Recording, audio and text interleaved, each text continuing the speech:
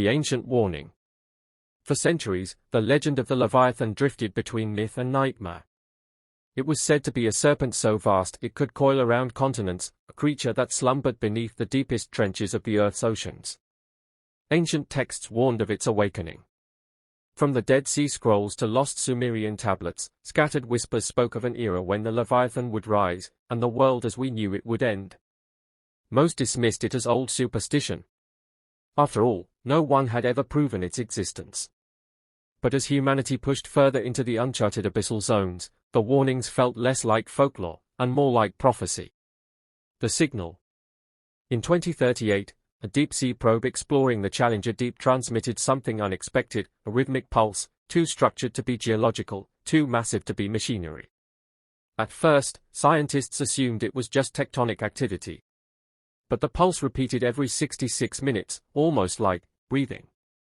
Weeks later, every probe sent into the trench vanished without a trace. Sonar scans showed enormous shapes moving just beyond detection. Whispers spread among the research teams. Was it possible? Could the Leviathan be real, and worse, stirring? Government denial. As rumors of the anomaly leaked to the public, governments scrambled to suppress panic. Official statements blamed the pulse on unusual volcanic activity. But satellite footage painted a different story. Massive disturbances rippled across the Pacific, powerful enough to generate rogue waves that battered coastlines. Fishermen reported strange lights beneath the water and the sudden disappearance of entire pods of whales. Still, authorities downplayed it all. But behind closed doors, a coalition of global superpowers launched Project Abyss Watch. Their goal? Find whatever was moving in the trench, and stop it. First contact. Months later, an unmanned drone finally captured the first clear image. A colossal silhouette, easily 10 kilometers long, coiled beneath layers of sediment and coral. Bioluminescent patterns pulsed along its sides. It resembled no known species, a creature out of nightmare. And then, as if sensing the probe's presence, the creature's single, massive eye opened. Within seconds, the drone's feed cut out. But the image was enough. The Leviathan was real. The awakening. In 2041, the quakes began. The ocean floor split open like a wound. Islands vanished overnight. Tidal waves destroyed coastal cities. And from the depths, the Leviathan rose. Those lucky enough to see it and live described impossible things. Scales larger than skyscrapers. Teeth the length of ships. Tentacles lined with glowing symbols no one could decipher.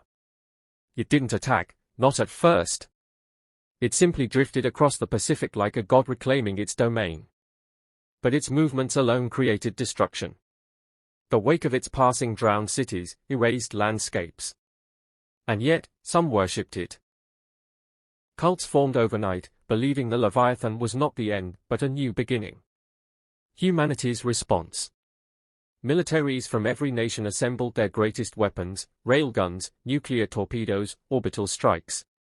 The world watched as the Atlantic Defense Fleet confronted the Leviathan near Hawaii. They fired everything. And it did nothing. The creature absorbed the blasts like raindrops. A tail sweep obliterated 3 aircraft carriers. Submarines disappeared in an instant, dragged into the abyss by unseen limbs. For the first time in modern history, humanity learned what it meant to be utterly powerless.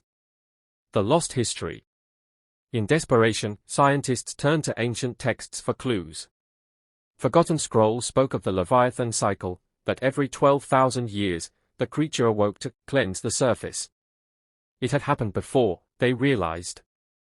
Mass extinction events, sudden climate shifts, civilizations wiped from the historical record, perhaps they weren't natural disasters. Perhaps each was the result of the Leviathan stirring from its slumber. And now, the cycle had begun again. The global exodus. Knowing the surface was no longer safe, humanity began evacuations. Subterranean bunkers, deep space stations, even plans to colonize Mars accelerated. Billions abandoned cities, fleeing from coastlines. But the Leviathan wasn't bound to the sea. Satellites tracked it moving beneath tectonic plates, causing quakes on land, rupturing mountains. Nothing was beyond its reach.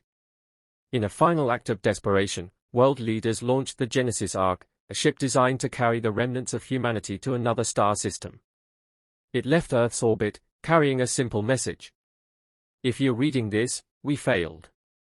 Then, something unexpected happened. The Leviathan stopped. For weeks, it remained motionless in the middle of the Atlantic, as if waiting. Scientists studied its behavior and found an unsettling pattern. The creature wasn't attacking at random. It was targeting areas with the highest levels of environmental damage: oil rigs, plastic islands, chemical spill zones. What if the Leviathan wasn't just a destroyer, but nature's reset button? A force designed to purge the Earth of its worst infection, us. Today, the Leviathan remains at rest beneath the Atlantic. The surviving nations dare not disturb it. Environmental reforms are no longer optional. The oceans have been declared sacred. Cities far from shore are now capitals. Coastal zones have become ghost towns. And still, deep beneath the waves, we know it's watching. Waiting. Because the Leviathan is not a myth. It is the end, and the beginning. And the only question left is, when will it rise again?